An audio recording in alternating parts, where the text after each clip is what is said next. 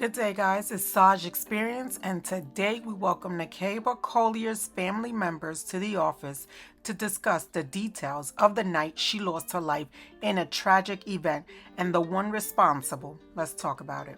Last week, deputies found Nekaybaw Collier in a wrecked SUV on North Powers Drive and discovered that she had been shot. Collier was found less than a mile from her home. Her family says that she was out picking up dinner for her husband and her two little girls when she was killed.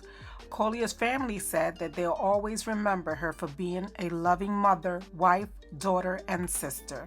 Her family says that she was a business analyst in data analytics.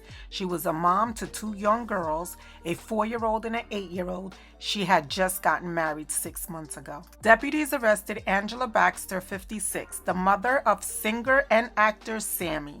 Officials charged her with second-degree murder and shooting into a vehicle. She was also questioned for shooting at other vehicles prior to.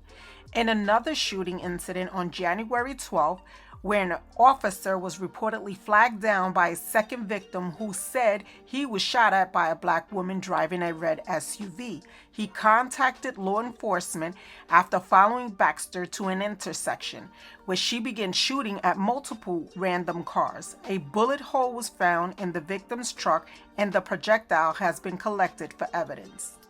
Take a listen. 27-year-old mother of two is being remembered tonight. Family and friends gathered at a vigil in honor of Nekaybaw Collier. Investigators say she was picking up food for her husband and daughters when she was shot less than a mile from her home.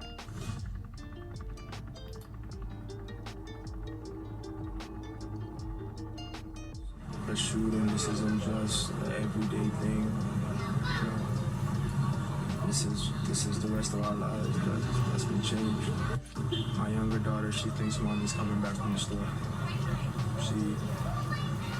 It's hard to explain that to a child. She wasn't just my daughter, she was my best friend.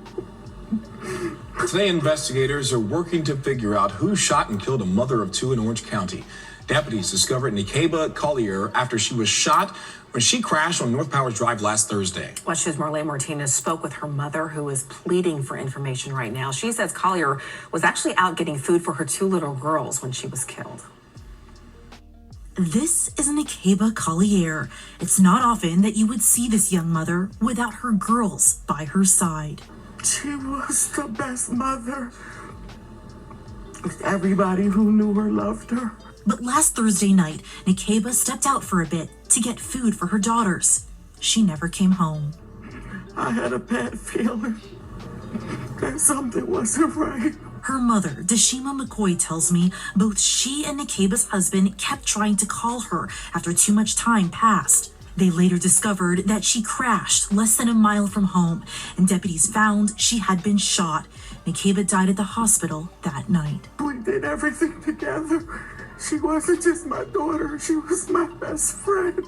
Deshima says not only did she lose a daughter, but her granddaughters lost their mother. She read with them and she taught them so many things. They're so well advanced, and that's mainly because of her mother. She spent so much time. Education was very important to her. Nekaybaw was a business analyst in data analytics, a woman who wanted to help build other women up as she built her own career. She was always about girl power and just creating more space for women and African-American women especially. Now, Deshima is asking for people to help her family. She says Nekaybaw crashed on North Powers Drive and was last seen at the 7-Eleven on Hiawassee Road. Please, if anybody has seen anything, or if they know anything, please call the police and report it. And now we're going to listen to the update on the arrest.